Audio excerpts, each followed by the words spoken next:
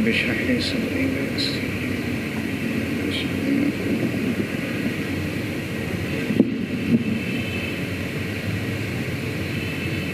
السلام عليكم. الحمد لله نحمده ونستعينه ونستغفره ونؤمن به ونتوكل عليه ونعوذ بالله من شرور أنفسنا ومن سيئات أعمالنا من يهده الله فلا مضل له ومن يضلله فلا هادي له ونشهد أن لا إله إلا الله وحده لا شريك له ونشهد أن سيدنا ونبينا ومولانا محمدا عبده ورسوله صلى الله تعالى عليه وعلى آله وأصحابه وسلم تسليما كثيرا كثيرا. أما بعد فأعوذ بالله من الشيطان الرجيم. بسم الله الرحمن الرحيم. تلك الدار الآخرة نجعلها للذين لا يريدون علوا في الأرض ولا فسادا. صدق الله العظيم. بزرگان محترم اور برادران عزیز، اللہ رب العزت نے ہماری زندگی کا کچھ ایسا نظام بنایا ہے کہ ہمارے لیے ایک چیز اگر کسی جگہ آج کی تاریخ میں، آج کے اسی وقت میں اور اسی مہینے میں راحت کی ہے، آرام دینے کی ہے، تو وہی چیز آج کے دن، آج ہی کی تاریخ میں اور آج ہی کے مہینے میں اور اسی وقت دوسری جگہ تکلیف دینے کی ہے. یہ اللہ کا ایک نظام ہے. بڑی آسان مثال ہے اس کی. اس وقت یہاں شدید گرمی پڑ رہی ہے، تو گرمی میں راحت دینے کا لباس پتلا لباس ہوگا، وہی ہمیں آرام دے گا. اس شدید گرمی میں ٹھنڈی چیزیں راحت پہنچائیں گی، لیکن یہی راحت دینے کی چیز جو ہمارے ہاں اس وقت راحت پہنچا رہی ہیں، دل کو خوش کر رہی ہیں، یہی چیز دوسری جگہ، ایسی جگہ جہاں اس وقت شدید سردی پڑ رہی ہو، تکلیف کا باعث بنے گی. اور یہ کوئی ایسی بات نہیں ہے، بہت سارے ہمارے پاکستان میں بھی مل جائیں گے ایسے علاقے کہ اس وقت وہاں شدید سردی ہوگی،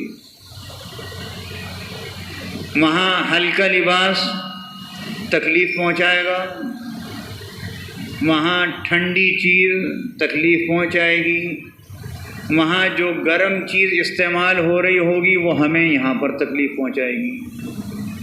تو پتہ یہ چلا ہر جگہ کی راحت کی چیزیں ہر موسم میں الگ الگ ہیں. یہ ایک مثال دی گئی ہے. اللہ رب العزت نے ہر انسان کو 2 زندگیاں عطا فرمائیں.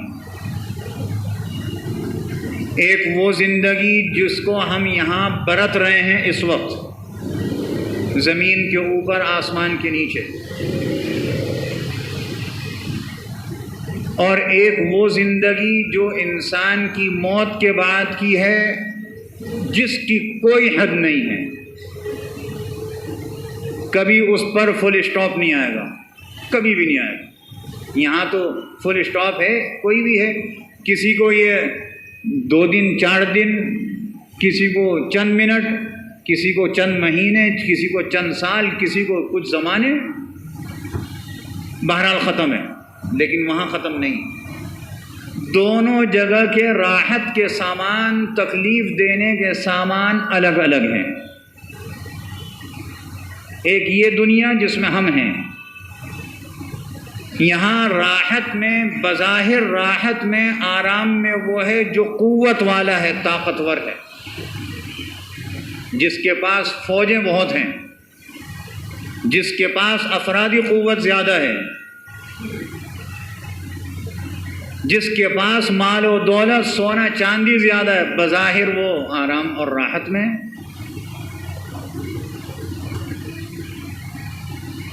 اور اس میں سے بعض ایسے بھی لوگ ہیں کہ جنہیں اللہ نے یہ چیزیں عطا فرمائی ہیں، اگر وہ اس کی قدر نہیں کر رہے، تو بعض لوگ ایسے بھی ہیں کہ وہ دوسرے کو اپنے برابر آنے میں اپنی بے عزتی سمجھتے ہیں۔ یہ دنیا میں بتلا رہا ہوں، آپ یہ چودھریوں کے اور وڈیروں کا جو نظام ہے اس میں دیکھ لیجئے، ان کے ہاں جو جاتے ہیں اور وہ خود جب بیٹھتے ہیں تو آپ اپنی چارپائی پر دوسرے کو بیٹھنا گوارا نہیں کرے گا، زبردستی اس کو اپنے پاؤں میں اپنے نیچے بٹھائے گا۔ اور ایک وہ ہے کہ جو چند آدمی ہوں اور وہ یہ کہیں کہ نہیں جی آپ اوپر بیٹھیں، وہ ایک الگ چیز ہے۔ لیکن دنیا میں اسی طرح چل رہا ہے، اور وہ اپنے آپ کو یہ سمجھتا ہے کہ یہ میرے مرتبے کا نہیں ہے، میری برابری کا نہیں ہے۔ کیوں سمجھتا ہے؟ اس لیے کہ ایک اللہ کی ناپسندیدہ چیز اس کے دل میں موجود ہے۔ اللہ کو دو چیزیں بہت ناپسند ہیں، جو آیت میں نے ابھی تلاوت کی ہے، اللہ نے اس آیت میں انہی دو چیزوں کا ذکر فرمایا ہے۔ وہ ناپسندیدہ چیز جو اس کے دل میں کیا ہے؟ وہ ہے تکبر۔ حضور اقدس صلی اللہ علیہ وسلم ارشاد فرماتے ہیں، اللہ رب العزت کے لیے تکبر ہے۔ کیوں ہے؟ خالق ہے، مالک ہے، رب ہے، رحم کرنے والا ہے، مہربانی کرنے والا ہے۔ جب سب چیز اسی کے ہاتھ میں ہے، اسی کے قبضہ قدرت میں ہے، ہم اس کی وجہ سے ہیں، تو تکبر اسی کی چادر ہے۔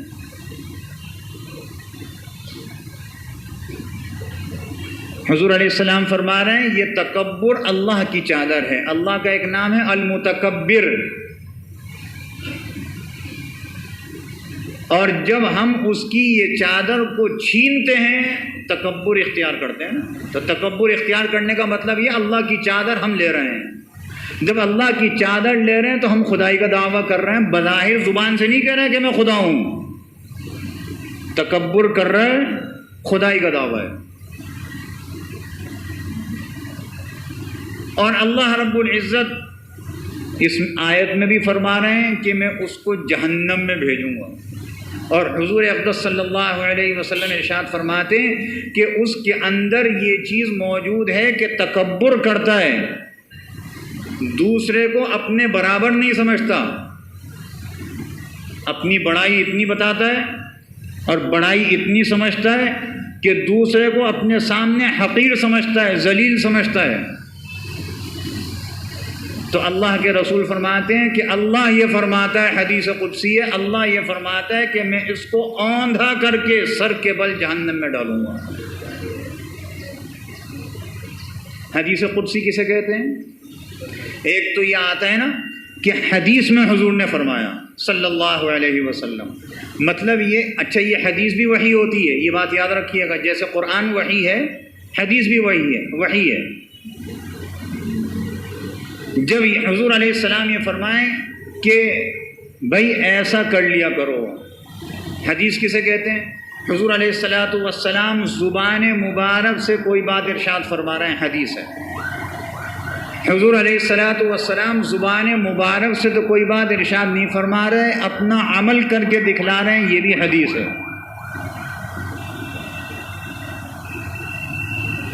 اور یہ حدیث اللہ کی طرف سے ہوتی ہے، وحی، اس کے معانی وہ بتلائے جاتے ہیں، حضور علیہ السلام اس کو اپنے الفاظ میں آگے بیان کرتے ہیں۔ اور جب حضور علیہ السلام یہ فرماتے ہیں کہ اللہ یہ فرماتا ہے حدیث قدسی، تو مطلب یہ ہوتا ہے جیسے اللہ نے یہ الفاظ میرے اوپر اتارے میں وہی الفاظ تمہیں بتا رہا ہوں۔ تو اللہ یہ فرماتا ہے، حضور علیہ السلام ارشاد فرماتے ہیں کہ میں اسے اوندھا کر کے سر کے بل جہنم میں ڈالوں۔ اللہ ہم سب کو اپنی حفظ و امان میں رکھے۔ تکبر، اپنے آپ کو بڑا سمجھنا، اپنے سامنے دوسرے کو ذلیل، حقیر، فقیر سمجھنا، یہ ہے تکبر۔ جناب رسول اللہ صلی اللہ علیہ وسلم سے صحابہ کرام نے پوچھا، یا رسول اللہ آپ تکبر کی بڑی برائی بیان فرماتے ہیں، بہت برائی بیان فرماتے ہیں، تو اب تو ہمارے لیے زندگی گزارنا مشکل ہو گیا، ہم تو یہ چاہتے ہیں ہمارے کپڑے اچھے ہوں، ہمارا جسم اچھا ہو، تو اب یہ کیسے گاڑی چلے گی؟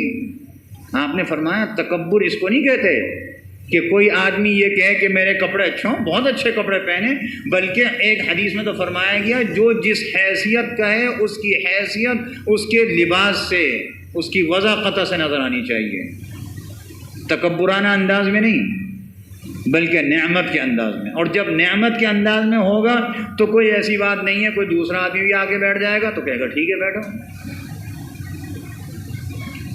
تو تکبر یہ نہیں ہے کہ میرا جسم اچھا ہو، میری شکل اچھی ہو، میرا لباس اچھا ہو، اسے تکبر نہیں کہتے۔ تکبر اسے کہتے ہیں کہ اپنے سامنے دوسرے کو حقیر سمجھے، یہ ہے تکبر۔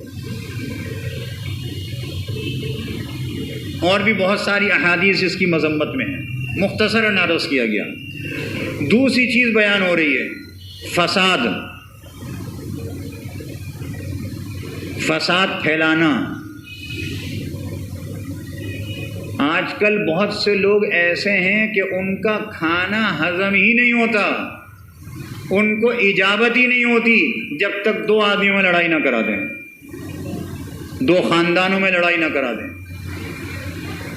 دو گھرانوں میں لڑائی نہ کرا دیں، ان کا کھانا ہضم نہیں ہوتا، ان کو اجابت بھی نہیں ہوتی، اتنا پیٹ میں درد ہوتا ہے۔ یہ دو آدمی، ان کا تعلق اتنا اچھا کیوں ہے؟ ادھر سے گیا ادھر کوئی بات کری اس کے خلاف کہ تمہارے متعلق تو وہ یہ کہہ رہا تھا، تم سے ہنس کے بات کر رہا تھا، اس سے بات کی، ادھر آ کے گئی، دونوں میں لڑائی ہو گئی، دو خاندانوں میں لڑائی ہو گئی، شوہر بیوی میں ناچاقی ہو گئی، دو گھرانوں میں، ماں باپ میں، اولاد میں ناچاقی کرا دی۔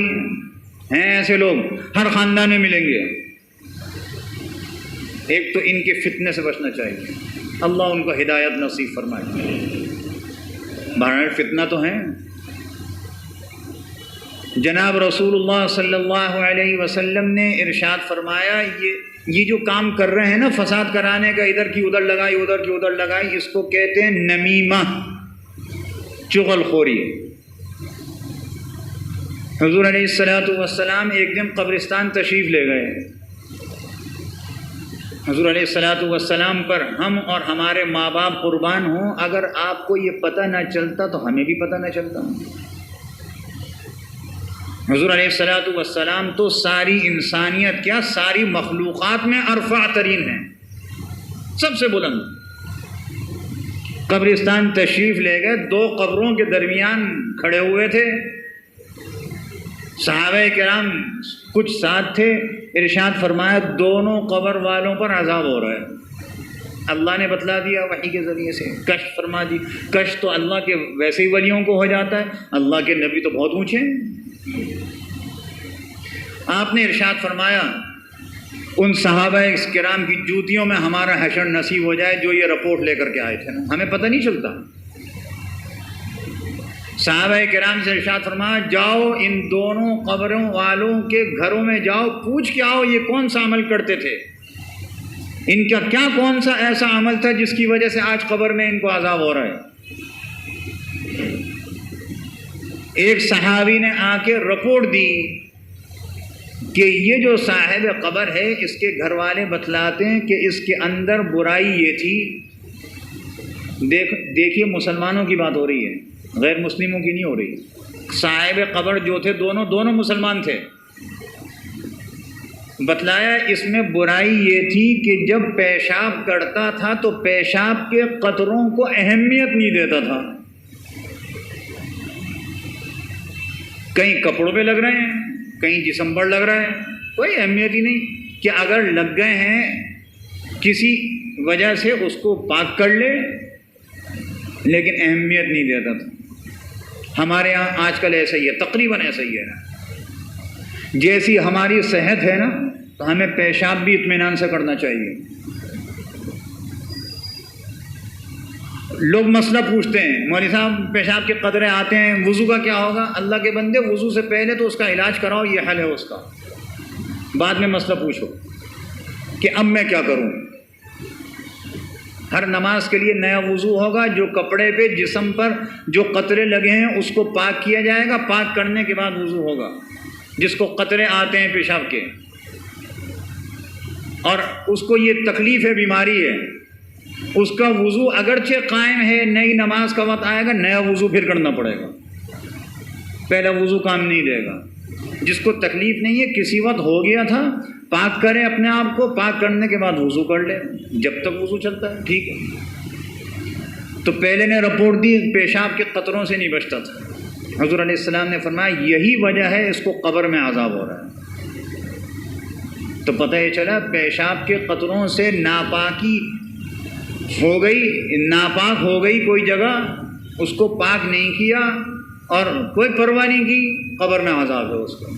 پہلا واسطہ تو قبر سے پڑے گا نا مرنے کے بعد میں آگے جائیں گے، پہلی منزل پر عذاب ہے۔ اور دوسرے صحابی نے آ کے رپورٹ دی، یہ جو دوسرا صاحب قبر ہے، اس کے گھر والوں نے بتایا اس کے اندر ایک بیماری یہ تھی کہ ادھر کی بات ادھر، ادھر کی بات ادھر کرتا تھا، چغل خوری کرتا تھا۔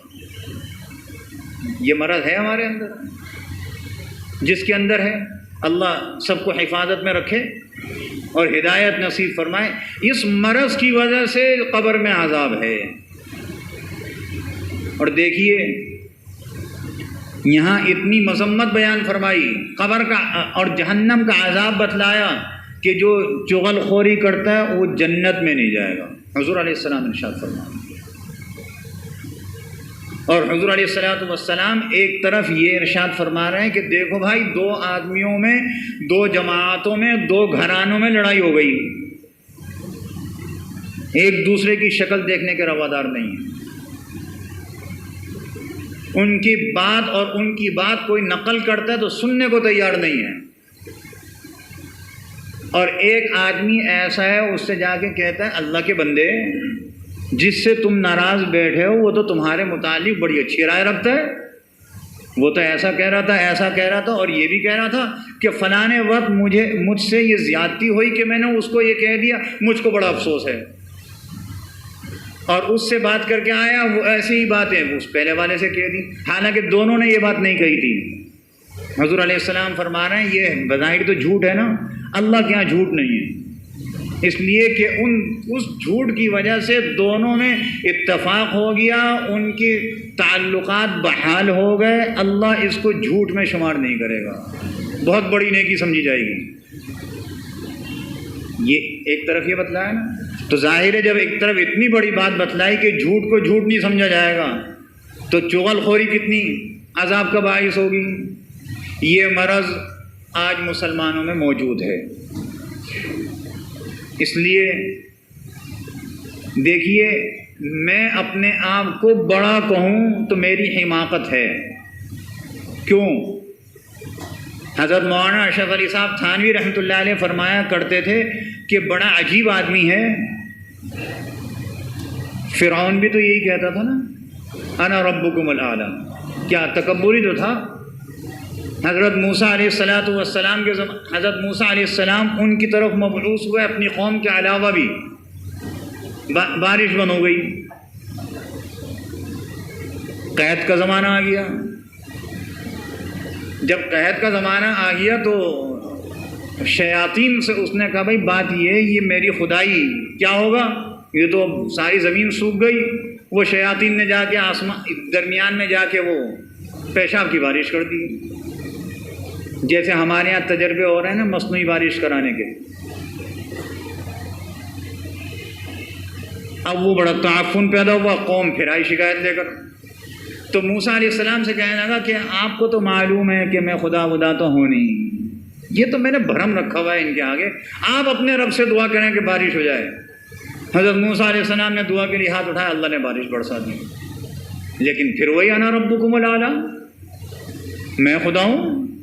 تو حضرت مولانا تھانوی رحمۃ اللہ علیہ فرماتے تھے بڑا پاگل آدمی تھا, کیا بیت الخلا نہیں جاتا تھا یہ, اور اس کے اندر سے غلاظت نہیں نکلتی تھی 2-2.5 سیر؟ تو کیا خدا کے اندر سے غلاظت نکلتی ہے؟ ہم یہ کہیں کہ ہم ایسے ہیں, ہمارے سامنے فلانے کی کوئی حیثیت نہیں ہو, نہیں فلانا نہیں, تو خدائی کا دعویٰ ہوا نا. تو کیا ہم بیت الخلا نہیں جاتے؟ ہمارے اندر یہ مرض پیدا ہو گیا, بہت کثرت سے پیدا ہو گیا. حضور علیہ السلام نے اس کی بڑی مذمت بیان فرمائی ہے. اس لیے ہمیں چاہیے کہ ہم اپنی اصلاح کریں. اصلاح کا بہترین طریقہ آج کل کے زمانے میں بھی یہ ہے, پہلے بھی تھا آج بھی ہے. اللہ والوں کی صحبت میں بیٹھیے. ابھی اللہ والے موجود ہیں, بہت ملیں گے, آپ کے اپنے علاقوں میں مل جائیں گے. اللہ والے ہیں تو دنیا چل رہی ہے. دنیا میری اور آپ کی وجہ سے تھوڑی چل رہی ہے, اللہ والوں کی وجہ سے چل رہی ہے. اللہ والوں کے پاس بیٹھنے سے ایک اللہ والا ایسا بھی ہوتا ہے, آپ گئے السلام علیکم, انہوں نے کہا جی وعلیکم السلام, پھر گردن نیچے, کوئی بات نہیں کر رہا, کیسے آئے, کیسے مزاج, طبیعت کیسی, کوئی بات نہیں, گردن جھکائے بیٹھے, وہ اللہ کا ذکر کر رہے ہیں, کچھ بھی کر رہے ہیں. اس نے کہا جی میں چلتا ہوں السلام, انہوں نے کہا جی وعلیکم السلام, جائیے. یہ جو وہ خاموش بیٹھے ہیں اللہ والے, اس کا بھی فائدہ ہے. اور بعض اللہ والے ایسے ہوتے ہیں کہ آپ کا کوئی مرض دیکھا تو آپ کو خود ہی تنبیہ کر دی کہ بھائی دیکھو یہ ایسا نہیں ہے, اس کو ایسا کر لو. اور بعضی جگہ ایسا ہوتا ہے, بعضی مرتبہ ایسا ہوتا ہے ہمیں اپنی برائی خود بتانی پڑتی ہے. اللہ وہ مرتبہ ہمیں عطا فرما دے کہ ہمیں اپنی برائی معلوم ہونے لگے. بہت بڑا مرتبہ ہے یہ کہ ہم کسی اللہ والے سے کہیں ہمارے اندر یہ مرض ہے, اس کا کوئی علاج کر دیجیے, وہ اس کا علاج کر. اللہ والوں کی صحبت میں بیٹھنا بہت ساری جسمانی اور روحانی بیماریوں کا علاج ہے, بہت ساری کا. اس لیے کسی کو تلاش کیجیے, تلاش کرنے کے بعد اس کی صحبت میں بیٹھیے. اسی کو تصوف کہتے ہیں. لوگ بڑے چڑھتے ہیں تصوف سے, اس کو تزکیہ بھی کہتے ہیں. اللہ کے رسول علیہ السلام کی 4 جو بنیادی چیزیں تھیں, جو ان کو 4 چیزیں عطا کی گئیں کہ آپ کے یہ 4 کام ہیں, اس میں سے ایک تزکیہ نفس بھی ہے کہ ہمارے اندر کی برائی کو نکالنا. اب حضور علیہ السلام تو تشریف لے گئے, آپ کی تعلیمات ہیں, ان کی تعلیمات کے ذریعے سے وہ اللہ والے ہماری اصلاح کرتے ہیں. اس کی فکر کیجیے. اللہ مجھے آپ کو سب کو عمل کی توفیق عطا فرمائے. وآخر دعوانا الحمد للہ رب العالمین. سنت پڑھ لی.